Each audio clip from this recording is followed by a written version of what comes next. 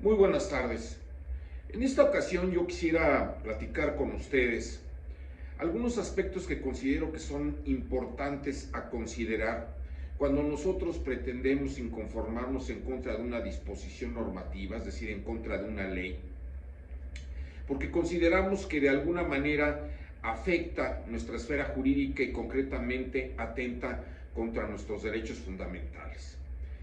Esta situación cobra relevancia porque, como todos sabemos, se ha aprobado la miscelánea fiscal para 2022, se han aprobado una serie de reformas específicas a las distintas leyes fiscales que ordenan en materia tributaria en México, y pues muchas de esas disposiciones son cuestionadas precisamente respecto de la constitucionalidad que conllevan, es decir, el respeto a nuestra Carta Magna. Y cuando nosotros consideramos que existe una afectación a nuestros derechos y que normalmente conlleva una afectación incluso de carácter patrimonial, de carácter pecuniaria, pues de inmediato pensamos en la posibilidad de interponer un juicio constitucional para poder defendernos en contra de la aplicación de esas disposiciones y desde luego evitar que causen ese perjuicio que nosotros vislumbramos a priori y que eventualmente va a lesionar nuestros derechos fundamentales. Sin embargo, no es tan simple. Para interponer un juicio constitucional hay que tomar en cuenta varios aspectos. En primer lugar, dejar claramente establecida cuál es esa afectación de naturaleza constitucional que se produce en el patrimonio o en la esfera jurídica del contribuyente, del particular, del gobernado. Hay que dejar claramente precisada la connotación de esta afectación, porque va a ser el punto de partida para que nosotros instauremos el medio de defensa que corresponde, que, como lo he señalado hace un momento, en la mayoría de los casos es el juicio de amparo. Una vez identificada de manera clara, de manera objetiva, de manera contundente, cuál es esta afectación a nuestros derechos fundamentales, debemos de calificar la procedencia del juicio constitucional. El juicio constitucional en contra de una disposición normativa, en contra de una ley, básicamente procede bajo la premisa de actualización de dos hipótesis dependiendo de la naturaleza de la norma que se ataca. En primer término, debemos de calificar si la norma que nosotros vamos a recurrir es de naturaleza autoaplicativa o heteroaplicativa. Estos son los dos grupos, los dos grandes estamentos que califican a las normas jurídicas para efecto de que sean impugnados a través del juicio de garantías. La norma autoaplicativa es aquella que con el simple hecho de su entrada en vigor, a partir de su publicación en el Diario Oficial de la Federación a nivel federal, nos causa un perjuicio. Es decir, no se requiere de ningún acto de aplicación ni ningún acto adicional. La simple publicación del orden normativo automáticamente genera un perjuicio al particular y una afectación en sus derechos fundamentales. Para efecto de que nosotros podamos controvertir estas normas de naturaleza autoaplicativa, debemos de atender al plazo de 30 días a partir de que se lleva a cabo la publicación y dentro de ese término es procedente el juicio constitucional. El otro gran grupo, el otro estamento de disposiciones jurídicas se integra por aquellas que con su sola entrada en vigor no generan un perjuicio al particular. Se requiere de un acto de aplicación, se requiere de un acto que lleve a cabo la autoridad y que con motivo de la aplicación de esa disposición jurídica se empiece a generar o se cause el detrimento en la esfera jurídica del gobernado. En estos casos, el término para interponer el juicio constitucional es de 15 días. 15 días a partir de que se notifica, a partir de que se lleva a cabo ese acto de aplicación y que afecta al particular, que afecta al contribuyente.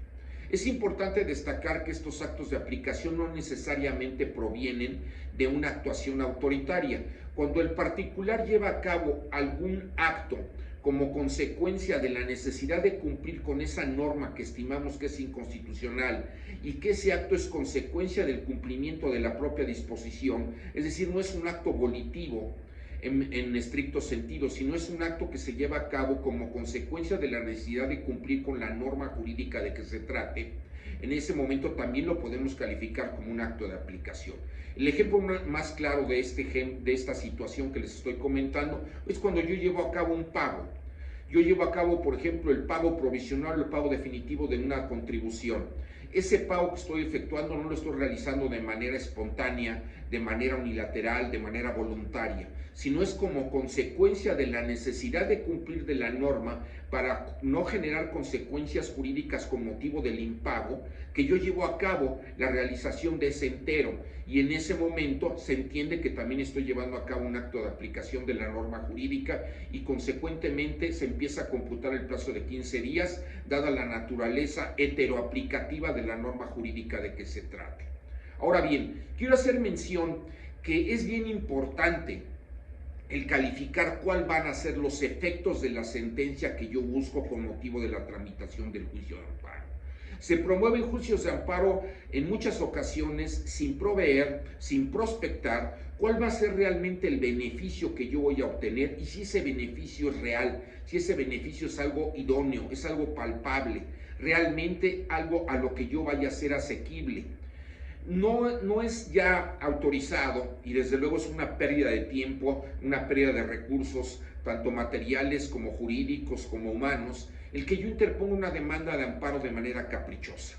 Hay que calificar a través de la vertiente del análisis de un especialista en la materia si realmente es dable y es viable la interposición del juicio de garantías. No saturemos a nuestros tribunales con la promoción de juicios de amparo frívolos y que incluso a priori ya se considera que van a ser improcedentes o que simplemente no tienen una razón de ser. Hay que calificar claramente y de una manera que no dé lugar a duda si efectivamente existe una violación a un derecho humano, si realmente existe una violación a un principio de la contribución, como podría ser los regulados en el artículo 31, fracción cuarta constitucional, fundamentalmente principio de legalidad, principio de equidad, principio de proporcionalidad. Desde luego que hay disposiciones jurídicas que van a entrar en vigor a partir del 1 de enero de 2022 que son notoriamente inconstitucionales, pero lo que hay que calificar es si realmente la interposición del juicio de amparo me va a retribuir,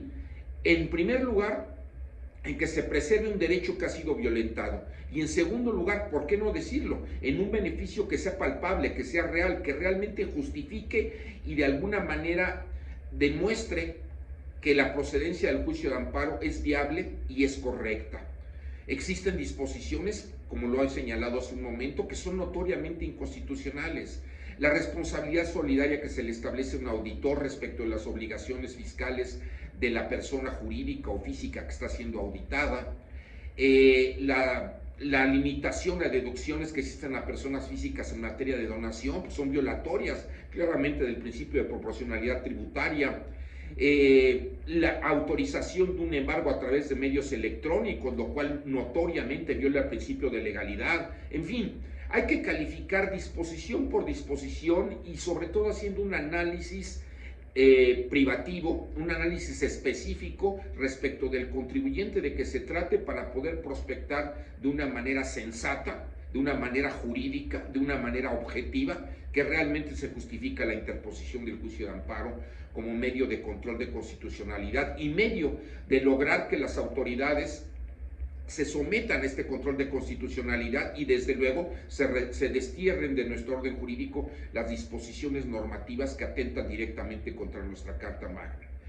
Esta intervención básicamente es para tratar de dejar señalado como un punto de partida que es necesario analizar a priori la procedencia del juicio constitucional y no únicamente promover juicios de amparo porque todo el mundo lo está haciendo, porque publicitariamente se entiende que es un deber el realizarlo. No, se tiene que ser muy específico en el análisis del caso concreto de que se trate para verificar la procedencia del juicio de amparo y los efectos de la sentencia que va a tener ese juicio de amparo en el caso de que sea exitoso. Les agradezco mucho su atención y reitero, los invito a la reflexión en este punto que creo que es importantísimo para preservar un orden jurídico sano, un orden jurídico que realmente atienda a las necesidades de nosotros como gobernados. Muchas gracias y que tengan muy buenas tardes.